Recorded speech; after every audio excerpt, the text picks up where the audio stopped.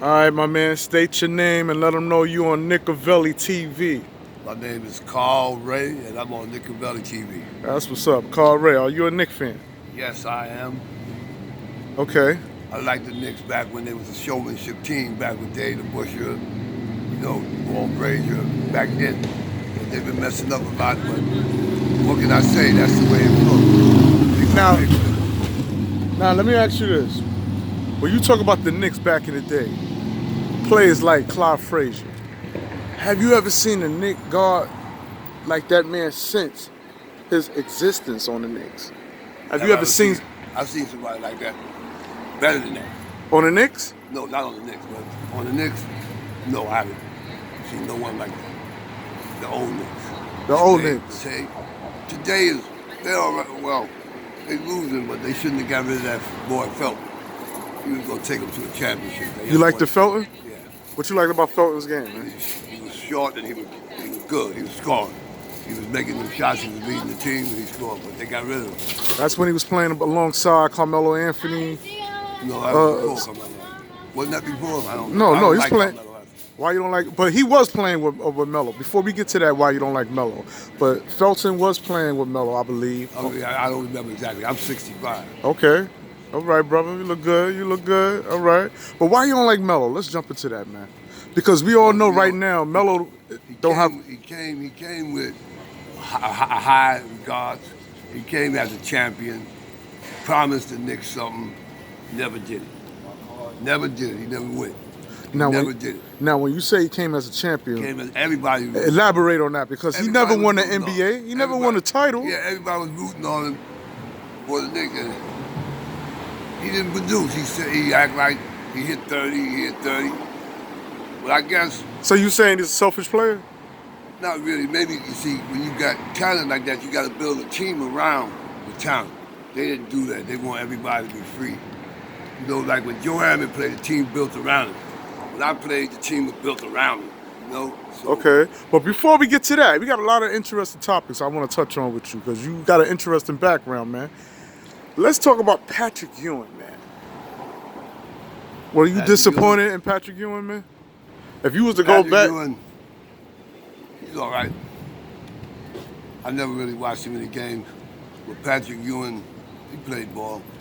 What was his average? I think 25, 30 a game. I don't know. I never really followed Patrick. I followed LeBron, Michael Jordan, Kobe. Now, I'm glad you mentioned Kobe, because even though I normally don't talk outside of Knicks basketball, but why not? It's going to be on during the preseason basketball segment. Kobe Bryant recently was heard saying that if Shaq wasn't hurt, no, not hurt, out of shape, he would have got 12 rings. You agree with that? Well, but for me seeing Shaq play, he couldn't play. He just stand in the middle of the jam. His foul shots were off and everything. He was an asset because he could get the rebound. And he could stand underneath the back of the jam and nobody could stop him. That's what I see. Other than that, he couldn't dribble. But he's all right. I don't think he's bad, but they use the talent the way they can. I don't have nothing bad to say. It's just that he's one way and everybody else is another. He's just big. He got his reasons. He got his purpose, and everybody else got theirs. I hear you. So he did all right. So I don't know about 12 rings. I don't know about that. So when you say that Shaq was just a big man who could dunk and had no post game, don't that remind you of somebody like Zion Williams? Now, I know you heard of this kid, Zion Williams. They say he's explosive under the basket, but I haven't heard anything else besides it's explosive concerning dunking. Well, do you think he would have been a great asset if the Knicks was able to pick him up? I don't know. Well, I can't say, because I don't know his game. Well, he's like a Shaq. I don't know his game. I don't know what his purpose is. He's like a Shaq. If he's big like Shaq, he needs to stay under that ball and get the rebound and jam like Shaq did, because that's how they was winning. Because if you ain't scoring, gotta score. Gotta score. If you ain't scoring, but I guess he's all right. All right, now, I'm going to mix it up a little, man. Knicks hasn't been in the playoffs since 2012 under the coach Mike Woodson. And before Mike Woodson, we had coaches like Pat Riley. We had coaches like Mike D. Any of these coaches impressed you? We even had Isaiah Thomas at one time as a Knicks coach. You know, the only way I would be impressed with any of those guys, for real, my own thoughts, is to see them win something. Because you can't be impressed by people that ain't winning. You gotta win. You gotta at least go to the playoffs with it, you know. You gotta do something with the team that he's not doing. I don't know what it is, but when we play ball, Well, right now we got Coach Fizdale. You familiar with him? yeah, but I don't know. You see, the coach is one thing, the players are another. If you can't cap his shit on the players, then they ain't gonna go nowhere. You gotta have a coach that's teaching you right. You know, What do you say to those who said we should have brought in Mark Jackson or Patrick Ewing as a Knicks coach? You think that would have made a difference? Would have been good because he knows the terrain. The other coaches, I don't think if they never played ball before, pressure situations, they just gotta keep on the side and talk or teach them. You know what they should do is teach the players, go to school. You know, I went to school. When I played with Hoxie, I went to school. I couldn't do nothing but go to school, go to the gym, go to home. School, gym, home. So what you saying? Like, I'm saying the coach got his own way of coaching the team, so all we can do is wait and see. Can't predict that. okay. Even though now when the Knicks play, they winning, you can see something in the coach. All right. Talk to me about Phil Jackson. Back in the I day, really don't know too much. Phil Jackson was a Knicks player, man. Yeah, but I really don't know too much about all the past, because I don't remember all that stuff. Because I never really had the time to watch basketball, because playing with Pee Wee Kirkland and Earl Manigault, I didn't have time to do nothing but what they said, so I never watched. So you played with, you named some record greats, man. You said. I played underneath Helicopter, Joe Hammond, Earl Manigault, Dr. J. I played against Gary Green. Talk to me about that pass, man. How was it playing against Joe Hammond and Pee Wee Kirkland? Play against them. I'm the baby of the greats. Oh, you're the babies of the great. So, I'm sorry. So they taught you the game of basketball. Yeah, it's Hoxie. Professor Hoxie taught me from scratch. What he taught you? Taught me how to dribble, taught me how to get my handle, taught me how to use the power, taught me how to shoot, helped me get better off, and helped me be 100% foul shooter at 15, helped me win games, helped me not to miss, because he's a globetrotter professor. I learned from a globetrotter professor. So when I played, they won a lot of money, because I didn't miss. I had the first game as a great in Minnesota. Now tell me your history with drug kingpin Nikki Barnes. Oh, I have nothing with him. I just bust his ass. He had a ball team. Nikki had a ball team. Pee Wee had a ball team. I was on Pee Wee's team. Their team. I bust their ass every game. The last game I played at the age of 15, when I won the mafia's money, I couldn't play no more after that. I hit 93 that game. Everybody in the park will tell you about me. They go there to this day, they'll tell you. Hit 93, they tried to kill me. They tried to kill you? Yeah. They tried to kill me. For shooting, go ahead. For shooting 93. I hit 93 points. The last, I hit 91. The money from the mafia was on the last shot of the game. I had to shoot a shot I never shot before and didn't practice.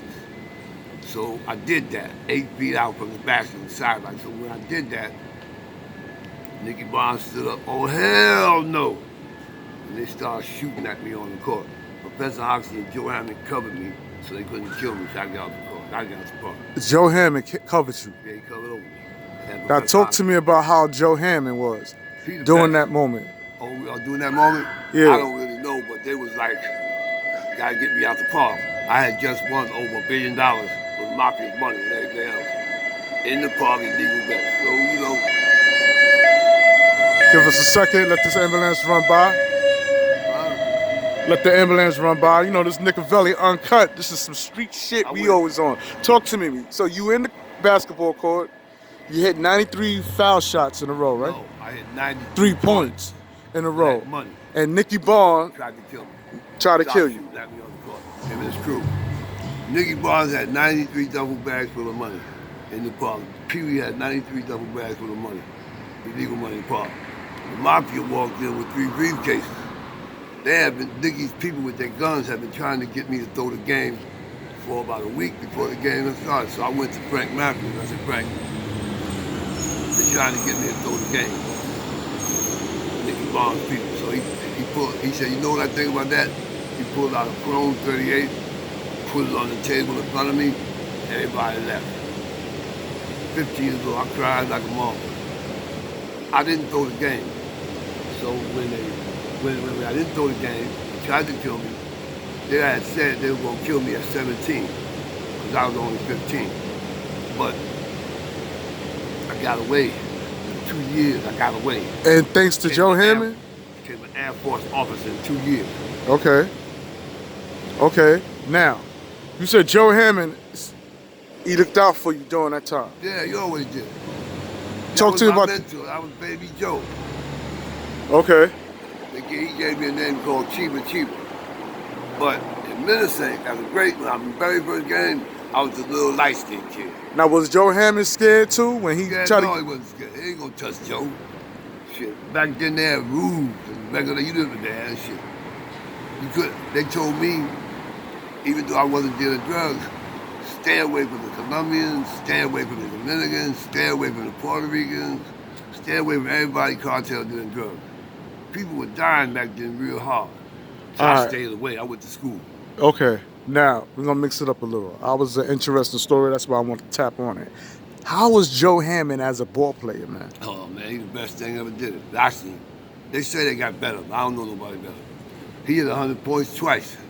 So, I don't know, man. He's good. Would you say he's better than Earl Pearl? Yeah. Earl Pearl Monroe? Yeah. If I'm not mistaken, he bust Earl Pearl Monroe in Westport. And I played against Ray Williams as a child and won. I hit 9 points straight, he had 3. Then he elbowed me. So I couldn't be 100%. Now, back in the day, man, we got some street legends, man, in the borough of Harlem, man. Now, when you talk about Joe Hammond once again, did he bust Dr. J's ass at Rucker Park? I didn't see that game. All I know is that the guys from Philly, I couldn't go to every game. I was long. I had to stay home, take my nap, eat. They give my mother money like this, and she wouldn't give me a dime. She took care of me. So, Rucker Park, Joe Hammond bust a lot of motherfuckers' ass in Rucker Park. He bust, I think it was, I don't know exactly, but this boy you talking about? I said Dr. J, Julius Erving. Dr. J and Joe were together.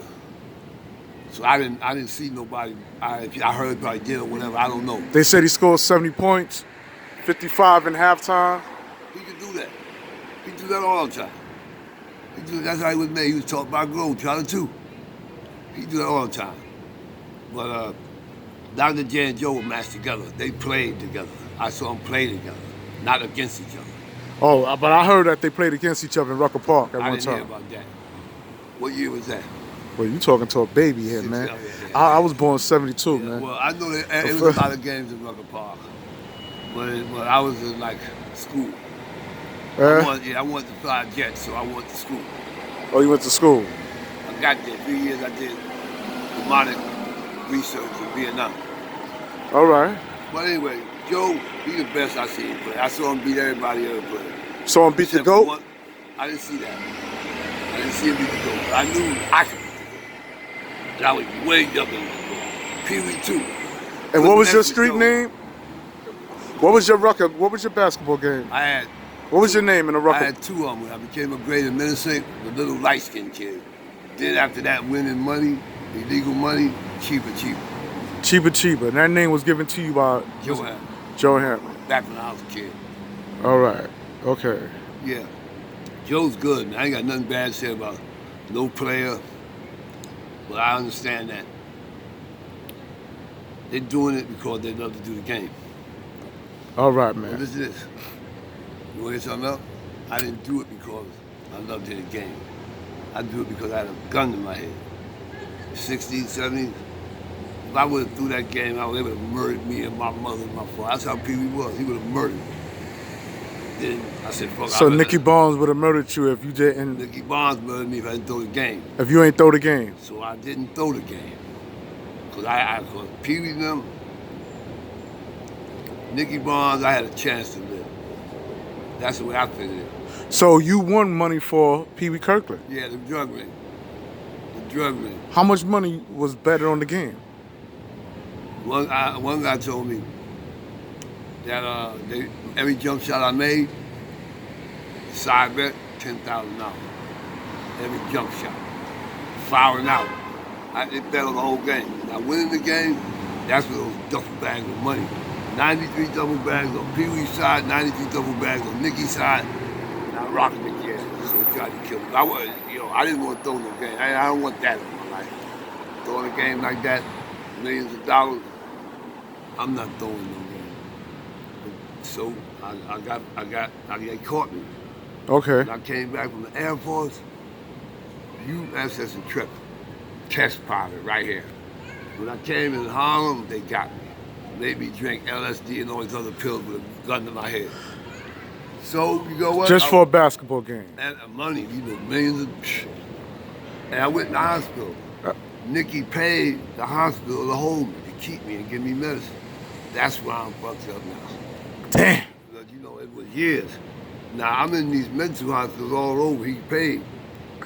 Manhattan State, Bellevue, Rockland County, he paid all of them to kill me. I've survived. Then when I came to Metropolitan, I was sick from all that medicine, all them years. So I got in there. I was telling them I was an Air Force officer all along, but nobody believed me. And one guy said he don't give a fuck. If it wasn't for Pee Wee's people working in the hospital, I'd have been dead. Wow. So let me see one more thing. We're gonna move it right along, man, with that. I'm gonna title this video Crime and Basketball, man. Because you got an interesting past, man. But I want to touch with Willis Reed. He's good. Talk to me about Willis Reed. Ray Williams, David Bush, they are showmanship basketball players like me. Talk to me about that. They just don't play basketball. They're showmanship players. Why you say that? Because they learned how to be a showman. Like before Willis Reed, he couldn't shoot from everywhere. But the next year after the Hot Shotters got to him, he was shooting all over the court, making everything. That was the showmanship type. Now, when the Knicks won the title, Willis Reed was hurt. Came out the locker room limping after scoring 4 points.